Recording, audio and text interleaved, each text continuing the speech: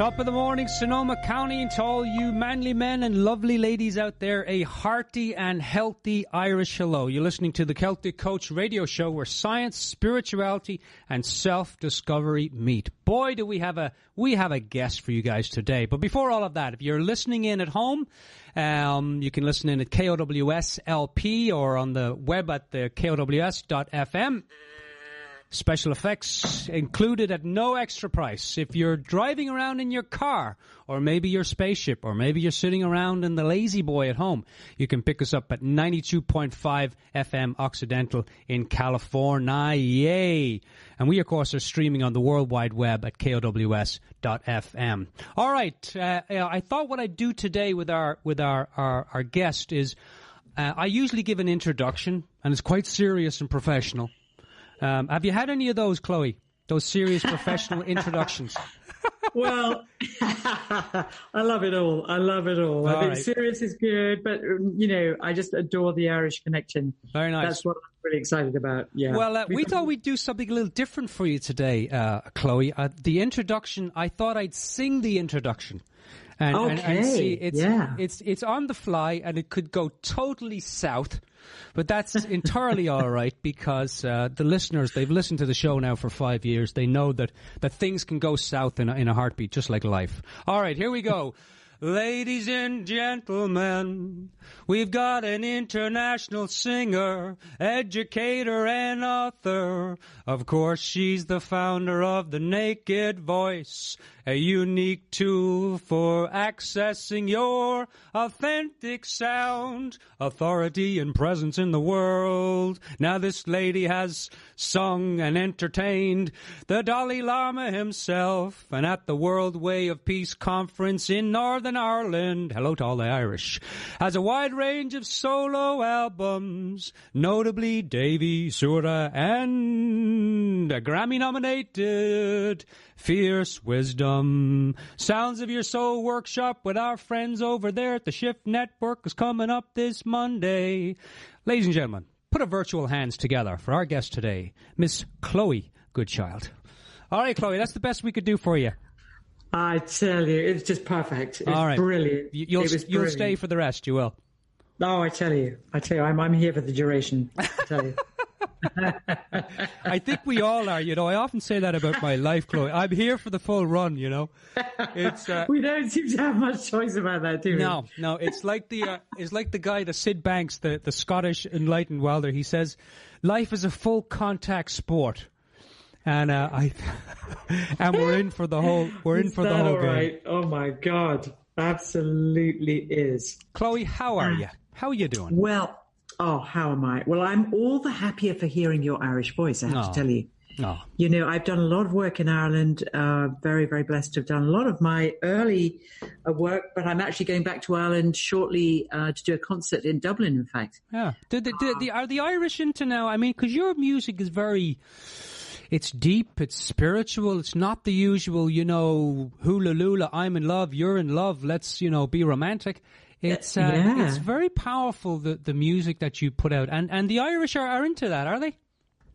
Well, I would say they are. I tell you, when I first went over to Ireland, what I noticed was, what you have there, what I experienced there is this really deeply rooted connection with the land. And the connection with the land just has, just given Irish people this just inviolable, magical voice, and music that is just so completely embodied. And I think that's what I particularly loved about it. Now there was, I have to say, what I found a little bit tricky was that there, the emphasis on quite lamenting folk songs was, kind of on the upper side. But then you get this incredible, lighthearted, sort of luminescent kind of jigs and dancing and so on. I was just doing a bit of recording over there in Cork with a lovely man called Wayne Sheehy recently. We're doing this project called Songs for Big Spaces. And we're just having a wonderful time. And just in the evening, we walked up and over the hill, and we went to his local village pub, and everyone was dancing. It was unstoppable, you know, and it's that energy, just this indomitable energy of joyous spirit that you get in Ireland that is, oh God, it just touches me so deeply. Yeah. You know? And we're not talking about the joyous energy that comes after about, 3 pints at the pub. We're talking more on an organic well, there's level. that as well, of course. Yeah, there's that too. Yeah. Well, I think a lot of that spirituality, because it's very interesting now. I left Ireland, Chloe, about 20 years ago. And I was not in touch with spirituality or mysticism or didn't even know anything about the Druids or the Celts or any of my ancestral history, you know. And it's fascinating. I kind of had to leave Ireland to find all that and to be interested in it again. It's very interesting. So I play a lot of Irish music and that type of thing on the show.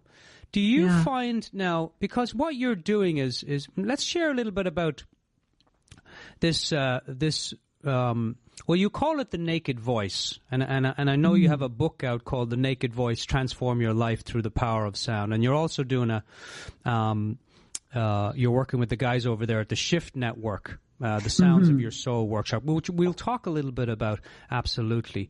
But share a little bit about, because the topic of our show today is connecting and expressing your naked voice. So for all the people who are, sitting by the microphone naked, thinking that they had to be naked for the show, you didn't have to be, by the way. I already told them that. What is our naked voice, Chloe? Yeah. Well, why the word naked? Yeah. Wow. Well, it gets your attention. Yeah, it certainly does. It certainly does. That idea of coining the work and using that adjective came when I found myself being drawn to explore Indian spiritual philosophy and vocal philosophy, Indian music particularly, but also indigenous music from different cultures. So I've spent time up in Montana with the First Nations people up there. And I've just been very blessed to meet the most extraordinary people from different parts of the world, but certainly Africa and India were very instrumental in opening up this whole idea of a voice that is older and deeper than the polarity of all conflict. So I'll just say that again, a voice that is older and deeper than the polarity of all conflict.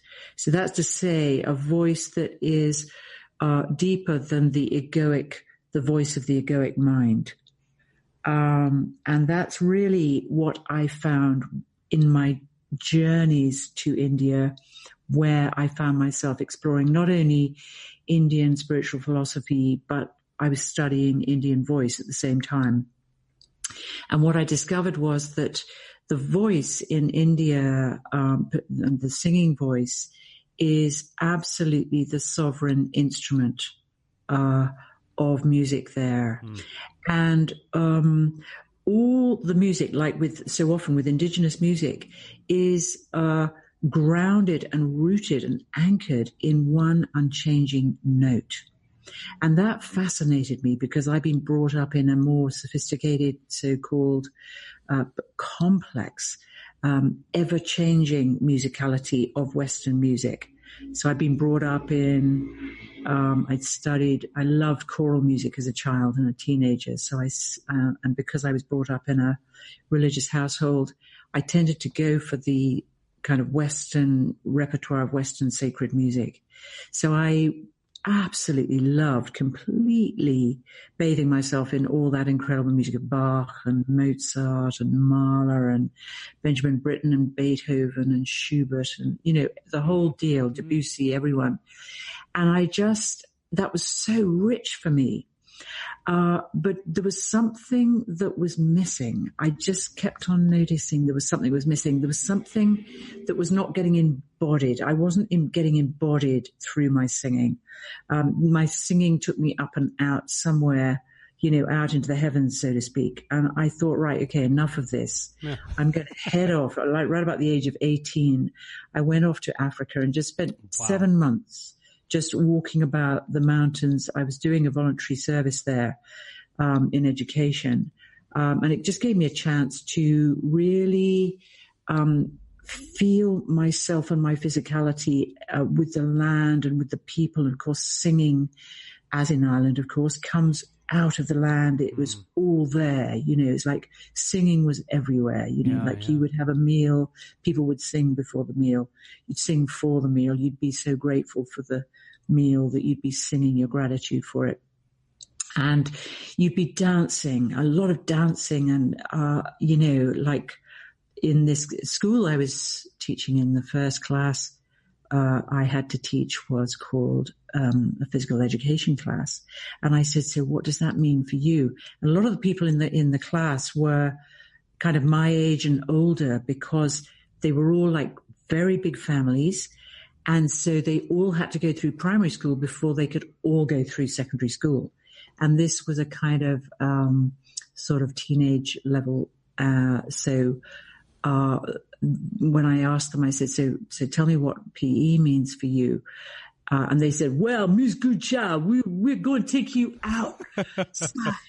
And so before I knew it, they were all just roaring out of the classroom. Yeah. And we were just out on the land, and they placed me in the middle of this circle and started dancing around me. Beautiful. This dance called the Dance of the Jumping Goat. And I just couldn't believe it. It was some kind of extraordinary, surreal, but really gorgeous, ecstatic, just wondrous dream that I'd suddenly entered, So a lot of the time that I spent there in Africa really brought me back home to the ground and to the earth. And that really, really, really, really helped. Yeah. And then going to India then brought me into a kind of way of listening and being and embodying sound that had a whole kind of microtonality to it and a subtlety that I hadn't experienced in the diatonic sort of singing that I'd been brought up in. Yeah. Well, you sat with a lot of yogis, a few gurus. This was the late 70s, right? You went to India. Yeah. Now, what was that experience like now, Chloe? Tell me. Well, I've always, from a very young child, had this kind of hunger to know what am I doing here? Why am I here? Yeah. You're not alone there. You're not alone. Right. I think that's probably why you and I are in this conversation. Yes, I think there's a few people thinking that. What the hell am I doing here? Yeah. What are we doing here? Yeah. And it was that question that was just so burning in my system that I guess it's like any of us, and it must be for you too. I mean, I really want to hear what brought you to San Francisco, from Ireland, and it's like. The body gets magnetized, according to our own longing and our own intention. The universe just responds, as we know so well. It responds to whatever the question is, whatever the hunger, the longing is all about. And I was really wanting to embody that question. Why am I here? What am I doing here? And it was really the combination, if you like, of the kind of the mystical Christianity. I've been brought up in a lineage of Christianity, if you like. So the Christian story, my dad was a priest. The Christian story was very strong, and I was really completely fascinated and very moved by that as a child. But there was something missing there because the way it was being interpreted in church was very sort of denying of the body, it seemed, or, there wasn't this integration of body, of sexuality and spirituality. And yet when I got to India, and I was in this music, of the raga and of sound that arises out of such a deep reverence for life, it already is just assumed it's a spiritual practice. That when you sing, you are singing to reconnect with spirit. Yeah. And so the teachers that I met there were what would be called non-dual teachers of Advaita. These are teachers who would spend hours with you just philosophizing around the whole question, who are you?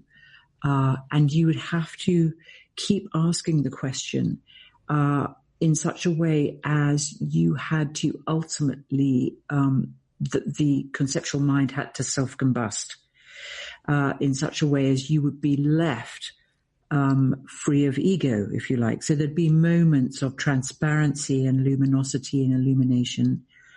And the same thing would be going on when I was practicing with my vocal Indian teacher.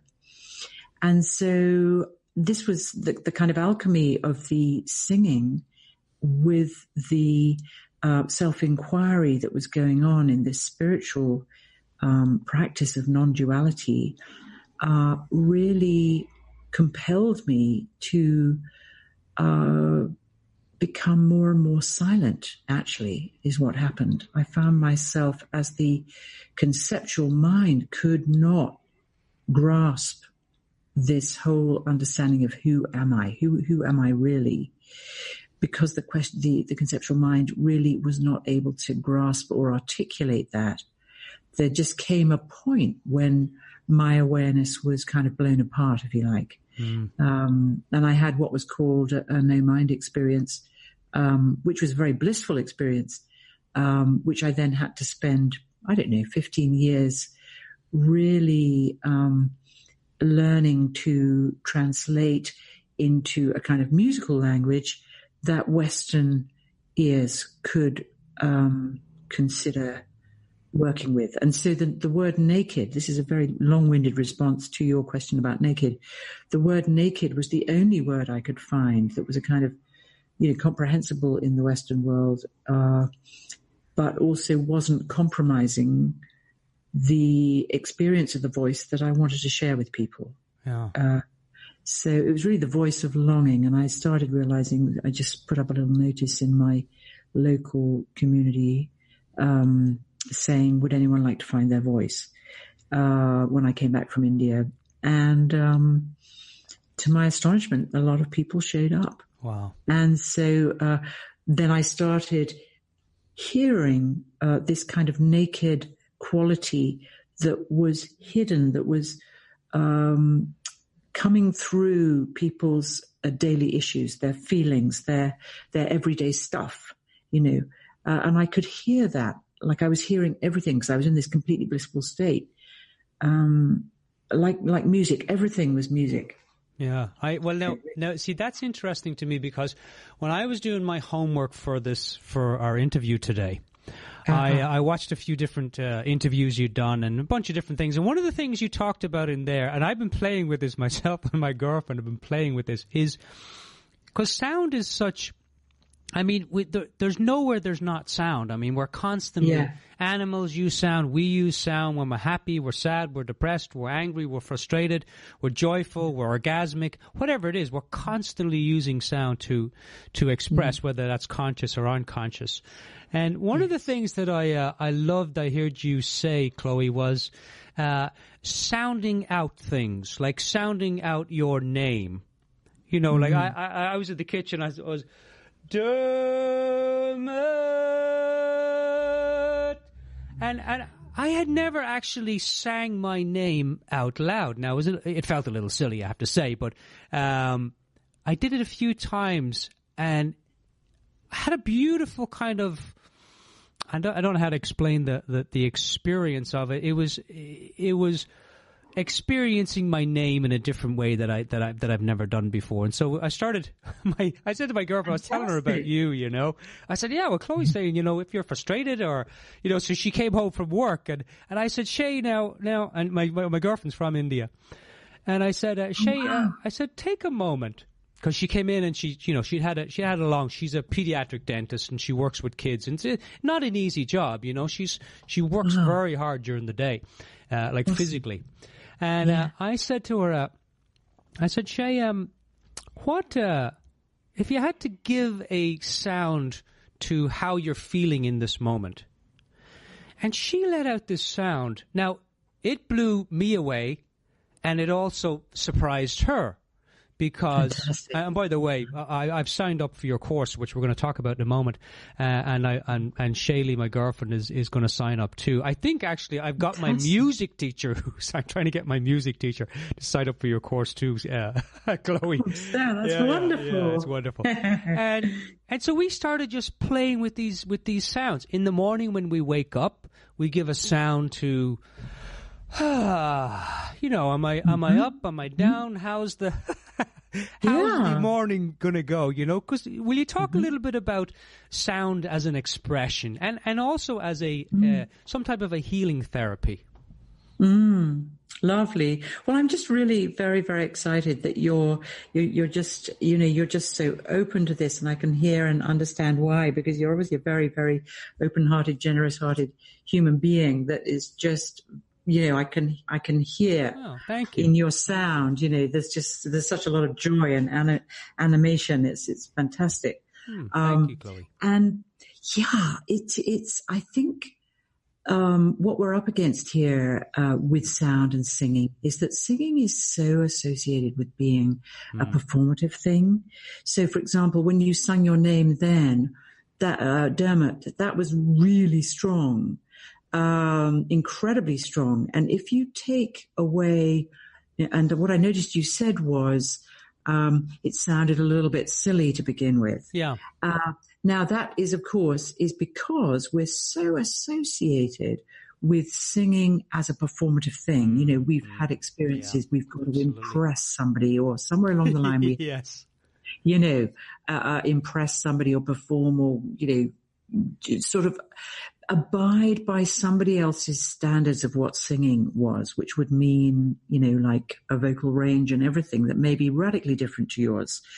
And therefore, very often in the past, we've been shamed for not singing right, or not communicating right, or, or too much, or, and so much blame and shame has gone on in so many people's lives, I think, that in childhood, in our social conditioning and so on, that we literally do begin to believe these stories. And therefore, when we come into adulthood, our whole relationship with feeling and how we express ourselves has been somewhat impacted by these early childhood experiences, coupled with the fact that, we've been brought up to believe that singing is about performing or entertaining.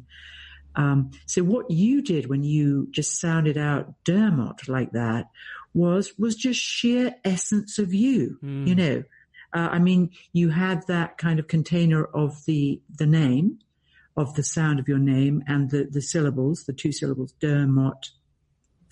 But we could all hear, I'm sure anybody listening to this would have heard instantly the energy and the dynamism in your sound, that was just literally unapologetic. It's like, I am here is what I heard. I like that. Yeah.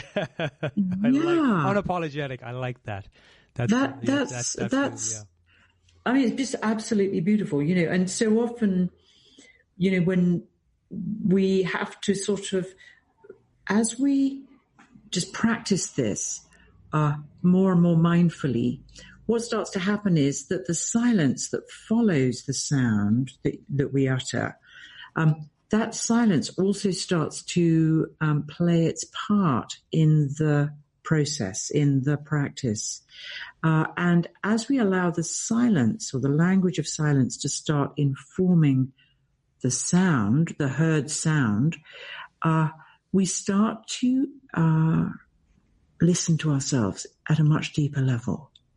And we listen to ourselves perhaps in a way that we might never have imagined possible, And we start to realize, I can do this. I can do this. This is actually bringing me much closer to my own the music, the resonance, the vibration of feeling itself, and feeling and emotion as a musical reality, as a sung, resonant thing, you know?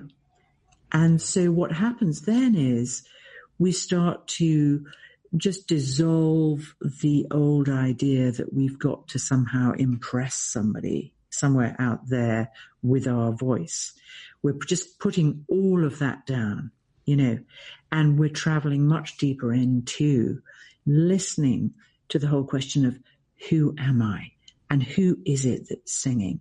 And as soon as we start to really ask that question without it being a judgmental or an analytical or an interpretive exercise. Yeah. Unapologetic, asking that unapologetic, question. Absolutely. Yeah. Unapologetic with silence. So it's like you let the sound come out, you let the silence then be just surround and hold and nurture the sound. And then you just listen, you go, who was that? And then there's a whole practice that starts to develop where you start following the sound back to its source. And that's where the influence of my teaching in India of following your thought back to its source really did start to open my whole awareness of sound as what I now call sound intelligence. You know, it's not an intelligence that is an analytical thing or a rational thing. Mm-hmm. It's an intelligence that connects me with something greater than who I thought I was, you know, something far greater than that. Let's, Chloe, I apologize. I need to do a quick radio station announcement. Otherwise, the Radio Federation will be after me. And very good. We'll come back and let's talk a little bit more about that, like how maybe even share a practice from the workshop. And let's talk a little bit, too, about the workshop in terms of, you know, how do we transform our lives through the power of sound? I mean, it's kind of the how question of, you know, the practical, the kind of down to earth. Okay, what are some of these? And maybe you could share a little bit about this upcoming workshop or course that you're going to be doing starting this Monday, right? 10 o'clock? Exactly. Yes. All right, we'll be right back. Pull that earphone away from your ears, Chloe. I'm going to play a little bit of music, and we'll be right back after this station ID. Looking forward. Great.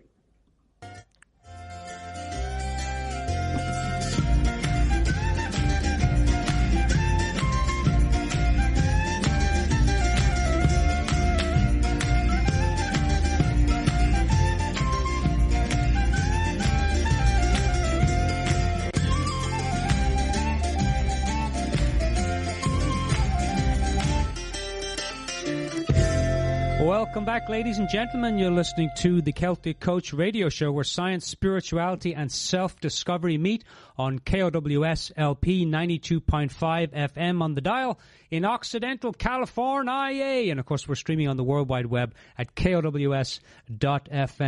In the studio today, we're here every Friday from 1 to 3. Interviews are from 1:30 to 2:30, and you can pick that up at thecelticcoach.com. In our studios today is the lovely and the transformational international singer, educator, and author of a book called The Naked Voice, Transform Your Life Through the Power of Sound. She is also presenting teaching an online workshop with the guys out there in Petaluma, the Shift Network, called The Sounds of Your Soul. Put your hands together, and thank you for being here today. Chloe, are you still there with us? I'm still here, Dermot. All right. People say, we're all wondering why. All right. Chloe, talk a little bit about how do we transform our life through the power of sound, and share a little bit about the I'm very excited, I have to say, about the online course. It starts this Monday at 10 a.m., which is, what is that, October 15th? Exactly. What is the course, and who might be interested in taking it, Chloe? Share a little bit about that. Well, that's a really great question. I think it's anybody who really wants to access the authenticity in their sound, in the way they communicate. But that, of course, is metaphorical for so much else, for how we live our lives, how we communicate with others, and how we just bring more joy and aliveness into every aspect of our lives. So it's not about like people who, oh, well, I can't sing. I only sing in the shower, so I wouldn't want to take that. So it's not for people who want to sing better. Yeah, well, let's just really do a plug now for people that sing in the shower, because I just love sometimes to think about, if you think like even now, the sheer millions of people, as we are having this conversation, who are singing in the shower right now. Yeah. Do you sing in the shower, Chloe?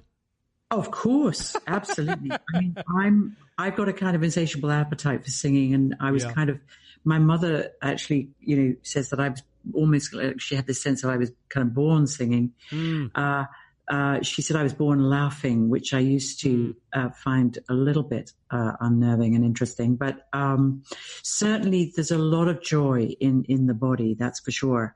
And I think, though,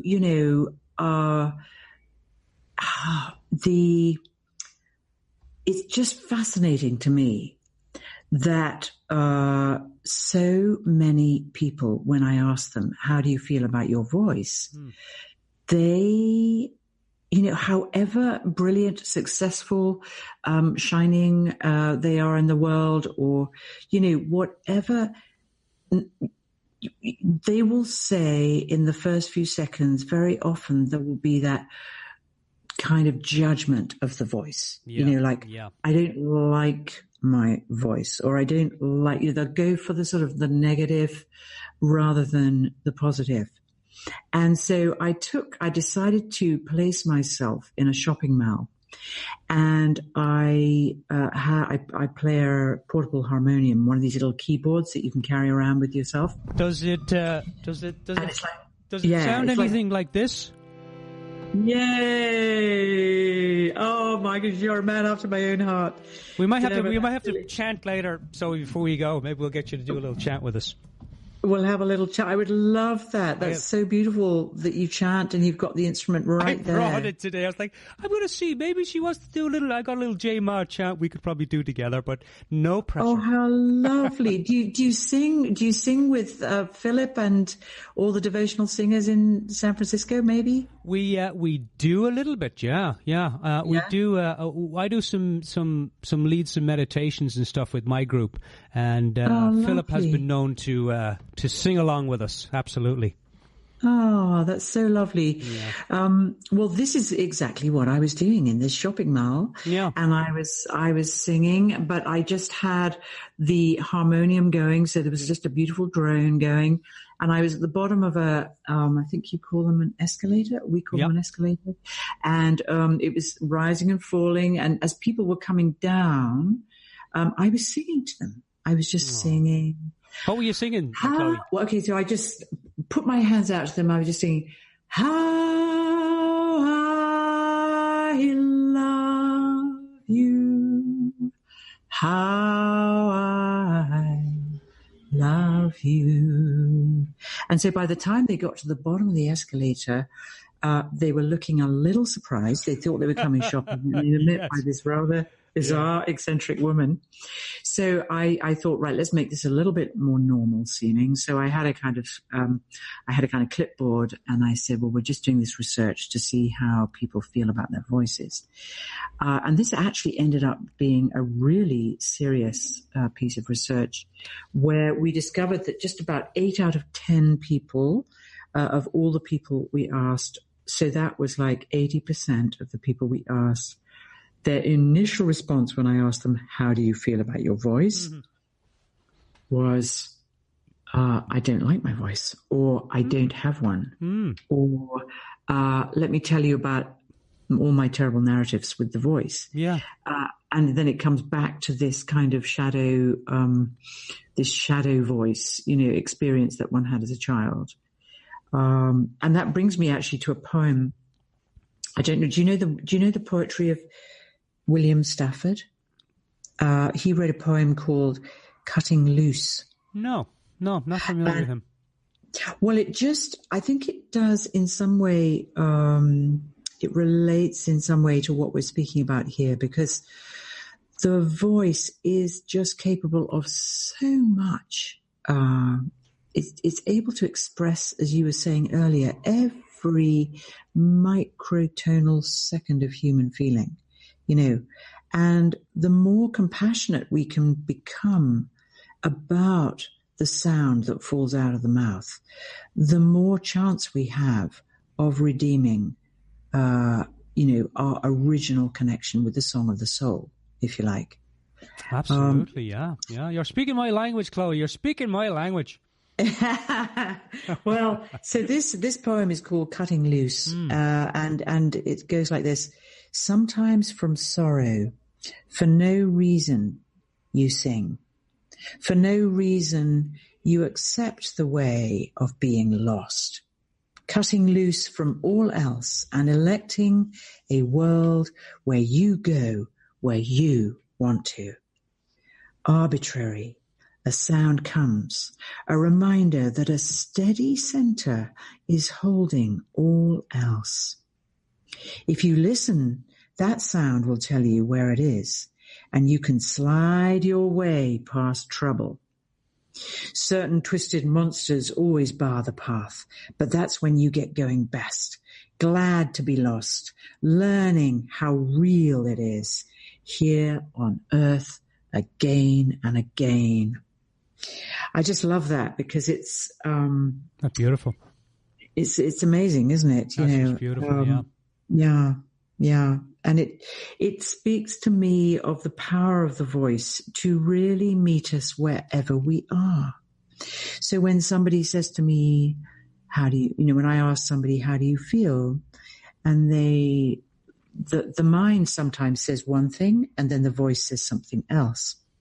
So one of the things we will be doing in this course is exploring and becoming much more discerning about the authentic voice as opposed to the ego's plan for the authentic voice. So the ego might be saying, well, I really haven't got a voice and I really can't do anything and I'm really frightened to be even imagining, and I've come here to prove I haven't got a voice, and that's what the ego's doing. And so what we do is start breathing, doing a lot of work with breath and with opening up the body and opening up the center of the chest, connecting, embodying our awareness in every single muscle of the body, connecting with the ground so that we can start to relax into a larger field of awareness. And once we start doing this, of course, the voice of the soul starts realizing it has more, there's more potential for expression here, and so we start to learn how to skillfully dialogue between the ego and the soul so that the soul can have more of a look in, if you like, and so that the soul can become much more the focus of attention.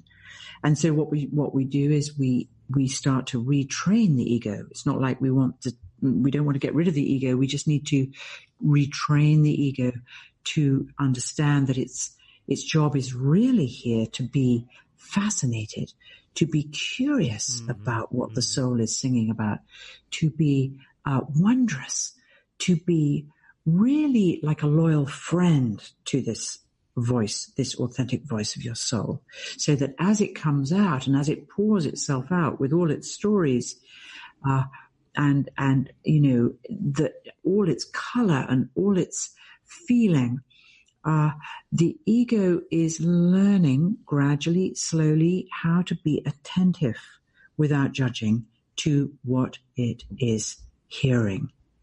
And so that becomes that is just like a little summary of what we will be doing in much greater detail.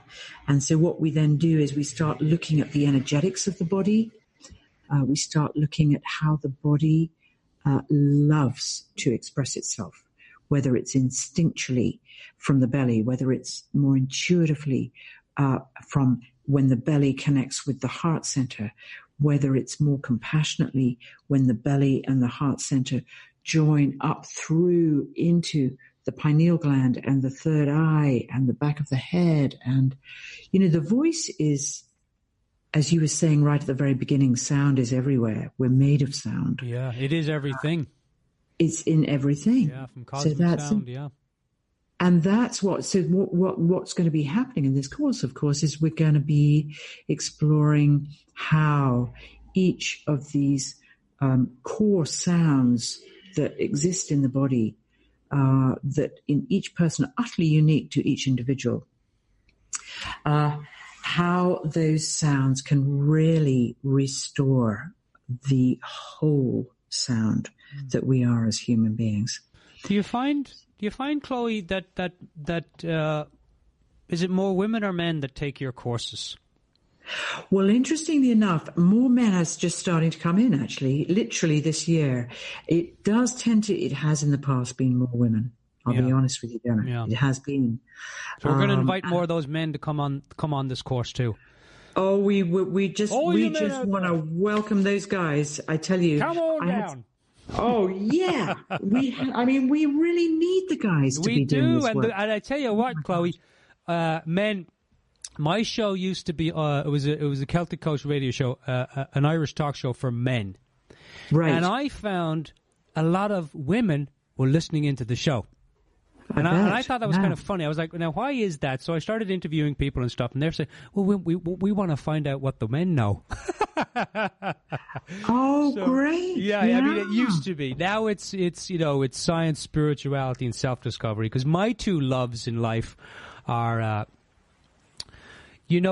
Chloe, I had a very crazy childhood, and one of the things that I reckon saved my behind, kept me sane, was I would sing 24/7. Now it didn't matter what I sang; it just calmed me down, Beautiful. And I used to drive the family nuts, Chloe. I would take a line of a song, and I would sing that line over and over and over and over again all day long.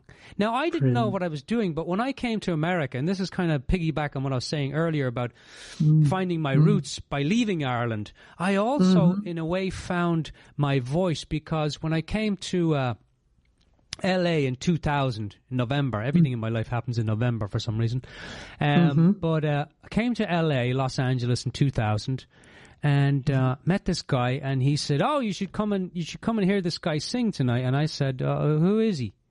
And have you heard of Krishna Das? Oh yes, yes, absolutely, yes. Yeah, I'm sure you have. And I went and I heard Krishna Das do kirtan, and I said, "I have been singing that kirtan for whatever. I left home when I was 16 or 17. So I've been singing that up through my whole childhood. I've been practicing kirtan but didn't know it." Oh, I love it. And I can really hear it. I mean, your voice, you have such substance and resonance in your sound. Yeah. You can really hear that. So we want the men and the women on this course. We want men and women who can sing and who can't sing, so they can find their inner voice, not their ego voice. And we want people who. What about things like confidence, self-expression? Will this help for that, Chloe? Oh my God, it's the absolute bottom line. It is the absolute bottom line. You can't help but, I mean, once you are at home in yourself, and the voice is, if you like, it's the mouthpiece. It's like the ambassador of the soul, if you like. So it's really, once you have that connection with your voice, well, obviously, you're home and dry. And, so the confidence is just inevitable. It's inevitable. Yeah. And it's much closer than we realize. It's much, much closer. We don't need to spend, hours and hours and days ruminating on all the stories of our lives that took our confidence away. The voice itself right now, just to actually start hearing it and working with it now as it is now, is it's profound. It's right there. And whether you're working with, devotional chants or folk songs or, the whole repertoire of music that you love, all of this, it's the work we're going to be doing is really exploring how we can really celebrate who we really are now, right here and now. And to do it with that non-judging mind. And that's really what builds the confidence, as well as just a lot of practice, we have a little practice that we do quite early on in the course called the vocal self-portrait, where you write the story of your voice. So I'd be very interested to hear you just starting to share with us the story of your voice as a child. Yeah. And very often when people come on or are working with us who have had very traumatic, which is probably most people at one level or another, traumatic experiences in their childhood.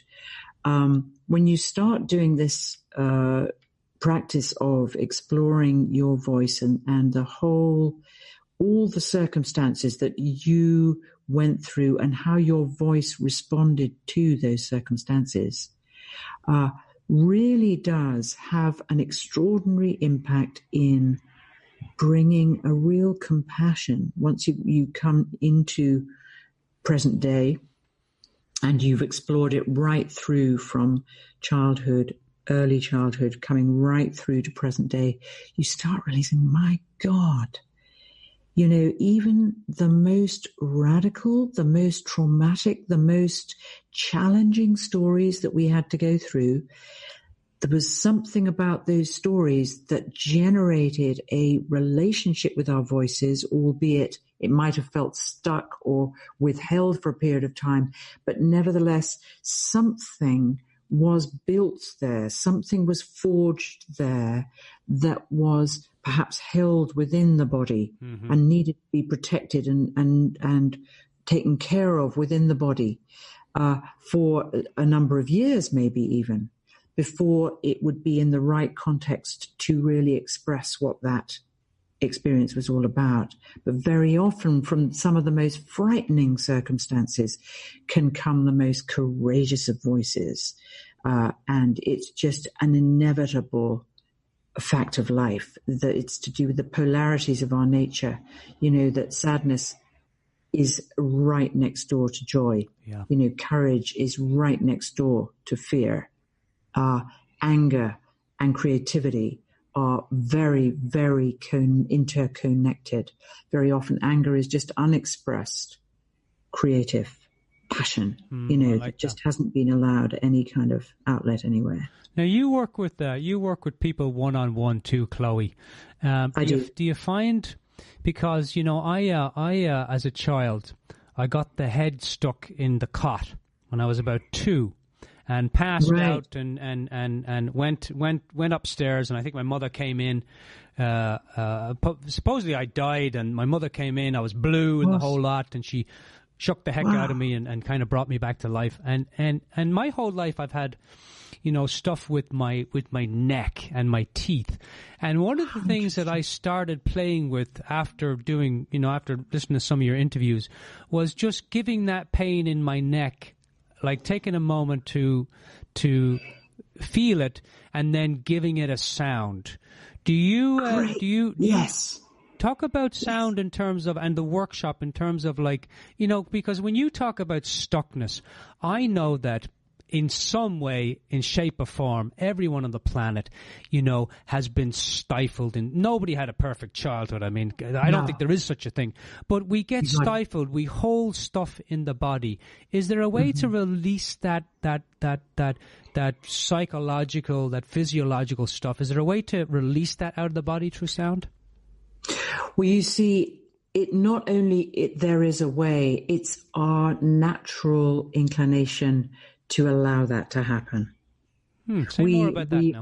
We are all born with, the soul is here for its own joy, right? So it's been kind of stuffed down or, compressed over periods of time because of what was going on the surface. Okay. But once you act, there's an alchemy that takes place when we start to just sit and come home to the sound and let the sound be heard. There is something that happens in the nature of listening that accesses a quality of grace is all I can describe it as, really, that happens where the body mind, once heard, knows how to unfold.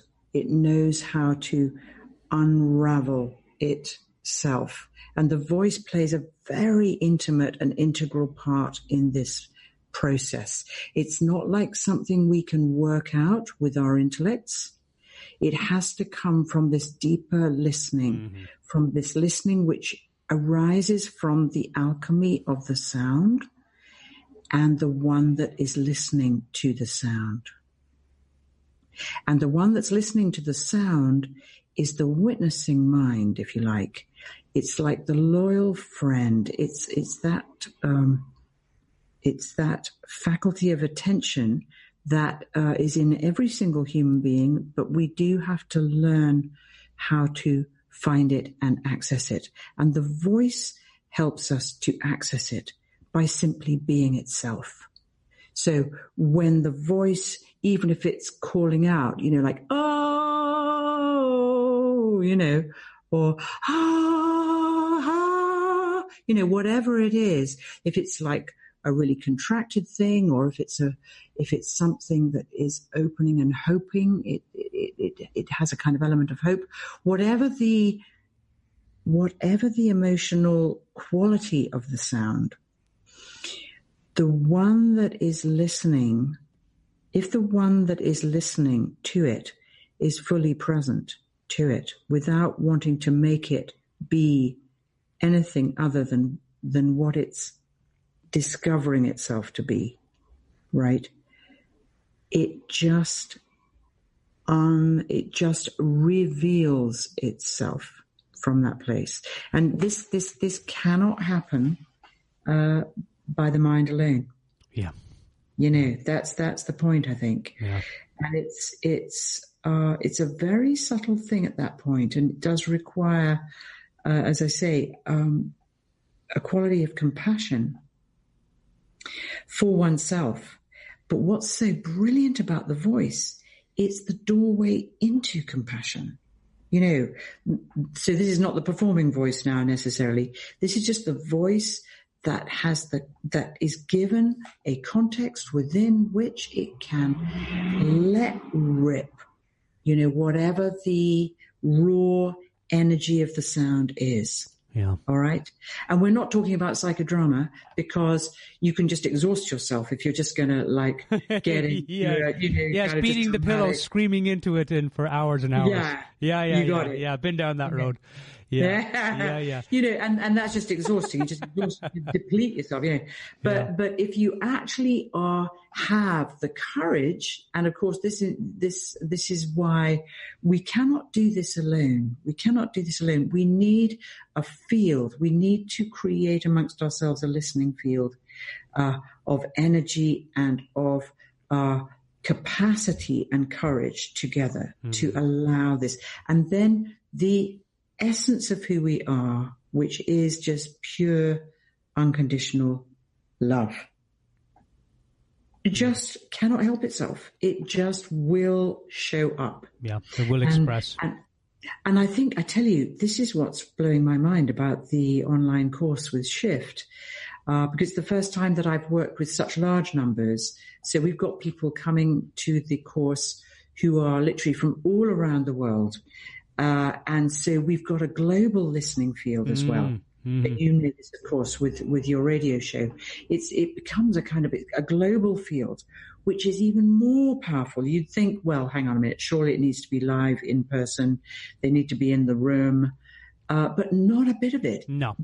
What's fascinating is the silence, the listening, because you know that you're being heard. we've already in previous courses touched such deep levels of expression, and it's like it's a redeeming of the soul. It's a redemptive process, every bit as much as a self-remembering. Beautiful. Beautiful. Goosebumps I'm getting, Chloe. So now, Chloe, give us, I'll tell you what, let's do this, Chloe, if you're up for it. I want to get a few websites where they can connect to the Sounds of Your Soul workshop, because it's starting on Monday. So, but ladies and gentlemen, you better get your bottoms in gear. And then, Chloe, if you're up for it, maybe a 2 or 3 minute little chant. I thought, could we astonish my listeners? I'm always trying to astonish the listeners, even though my mother said, ordinary is fine. We do a little chant at the end. How would you be up for that? I would love to do something like that with you. Yeah, let's explore. All right, so give us some information on where we can find more about the Naked Voice book, Transform Your Life Through the Power of Sound, and the Sounds of Your Soul workshop starting this Monday. Okay, well, maybe the best thing to do because there's quite a lot of information on my Facebook. That might be the easiest thing at this point. Or you can go to thesoundsofyoursoul.com. Okay, I believe it's soundsofyoursoul.com. Hang on, let me just check. Yeah. Sounds of Your Soul, and your website is thenakedvoice.com. Chloe Goodchild. You've got it, and they'll find it that way as well. And if you go to my Facebook, which is chloegoodchild.com, Chloe Goodchild 1, number 1. You will find there the video that tells you all about it. You've got there the questions and answers video that they put on my Facebook this morning, and that will take you to the website as well, soundsofyoursoul.com. If nothing else, just simply remember that, and that will take you there. All right, and then go to the Shift Network too, Philip, and all the lovely ladies over there. Philip is a wonderful. I've known Philip for quite a few years. He's just an extraordinary individual. Oh, such a special individual. My goodness me. San Francisco is so lucky, and Petaluma is so lucky that he is here, and much gratitude to him for connecting me with you as well. Yeah, absolutely. Thank you, Stephen. Thank you, Philip. And all right, ladies and gentlemen, we're going to do our best to astonish you. We're going to do our best, myself here and Chloe, to share a little love with you, share a little sound with you. And now, Chloe, this one is called J-Ma. It's the very first chant that I ever wrote. And it's the only one that I really ever sing. I'm a big fan of Divine Mother, as I know one of your teachers, although you didn't meet her in form, Ananda Moyi Ma. Yes. She was divine friends with Paramahansa Yogananda, who is one of my teachers, or is my teacher. Great. He introduced the world to Ananda Moyi Ma in his book, Autobiography of a Yogi. Have you read that? Oh yeah. Yeah. Great book. Yeah. And he came to LA, did he? Was LA his first stopping point when he came to America? Yeah, well, he came to Chicago first, and I did some talks there and set up his Washington, the office, big in LA. Yeah. Incredible being. Incredible. Oh my God. All right. So, I'll sing the intro. It's a little verse. Yes. And then the chorus is just J-Ma, J-Ma. And we'll do call and response, Chloe. I'll do it once, and then you come in, and I'll do it, and then you come in, and we'll just see where it goes. Who knows? Okay. Well, I'll just follow you. Yeah, we'll let Divine Mother orchestrate this one and see what happens. Mm-hmm. All right. And I'm going to keep the recording on too, so you can. So I'm going to send you all of this stuff. By the way, once it's edited and everything, I'll send it to Tim, and he can send it on to you, Chloe, okay? Bless you. Yeah, that's great. Thank you. All right. We'll tell the whole world about your beautiful radio program, too. I do enjoy it, Chloe. I get that. It's just brilliant. Yeah. All right, here we go.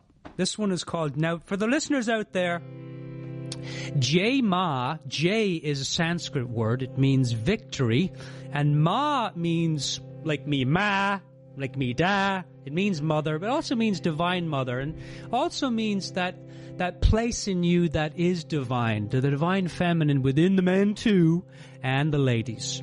All right, here we go. Can you hear that all right, Chloe? Oh, yeah. It's strong. It's strong. Yeah, it's lovely.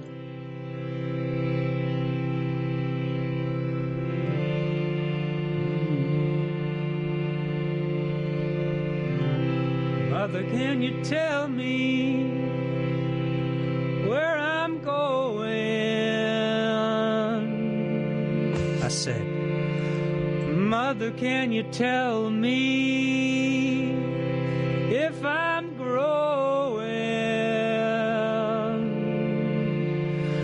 Mother, can you tell me when I'm going? When I'm going home to you, J-Ma.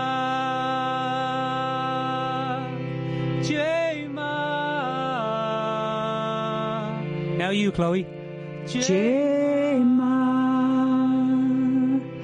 J-Ma, J-Ma, J-Ma, J-Ma, J-Ma.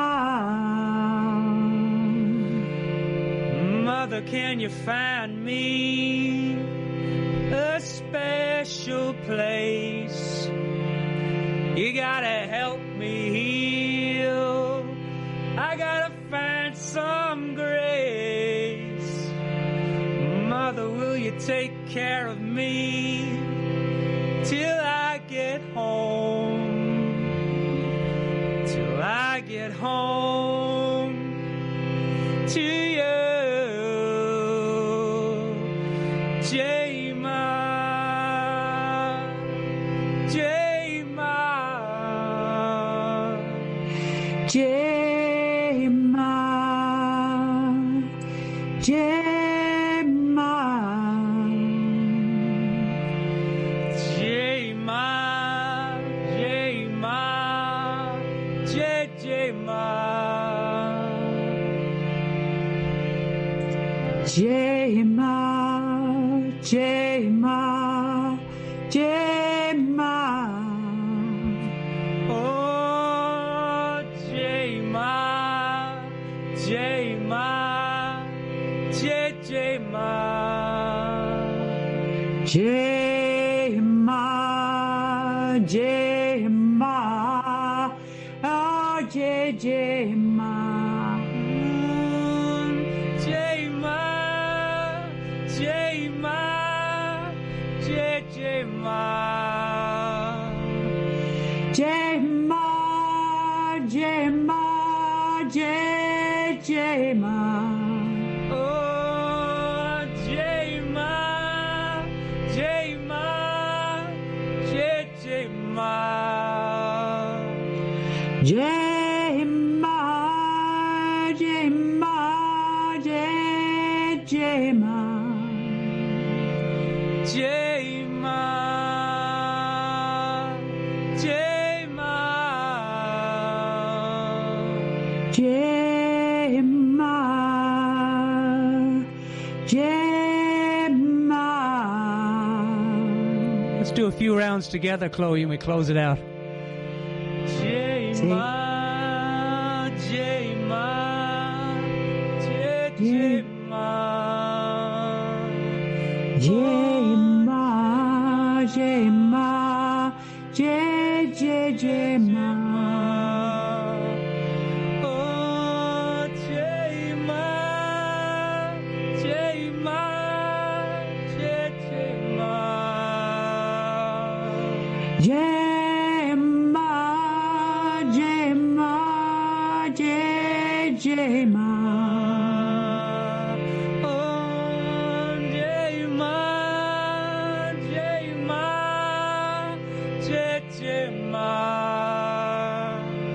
J-Ma, J-Ma,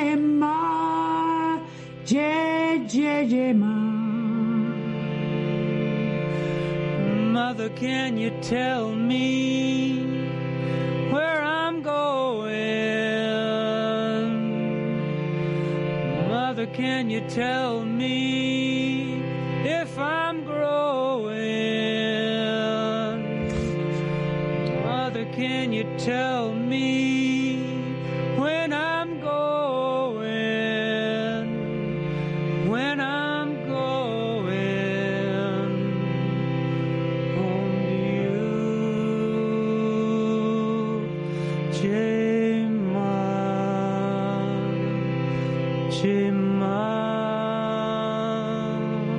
Jema, Jema, Jema.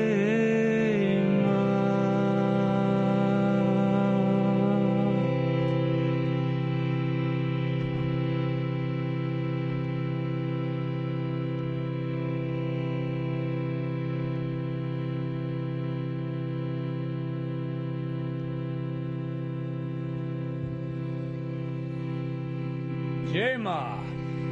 Jema. Chloe, that was great. You've got a great kind of almost like Bob Dylan kind of sound in your voice. Oh, thank you, Chloe. That was so much fun. Boy, I think that's the highlight of the show and my week. Well, it's a great joy to meet you and to have this conversation with you as well. And it's been a pleasure. Really looking forward to working with you on the sounds of your soul as well. It's going to be a lot of fun. Chloe, take everything we've talked about today, and what do you want the listeners to walk away with from our little chat today? I would like them to consider just having a moment every day where they just listen to the sound of their voice, and it can just be sounding their name or just a sound, but just to start really listening with more compassion and with more spaciousness to the sound of the voice, and just to receive it more, and to consider that they have a right to express their truth, their authenticity, and they no longer have to impress another person ever again in their lives. Beautiful. Thank you so much, ladies and gentlemen. Chloe Goodchild today, and hopefully we'll see you all at the Sounds of Your Soul workshop. Starts this Monday at 10 a.m. You can go to Shift Network, or you can go to thenakedvoice.com and find out all about that. Until the next time, think big, have fun, stay curious.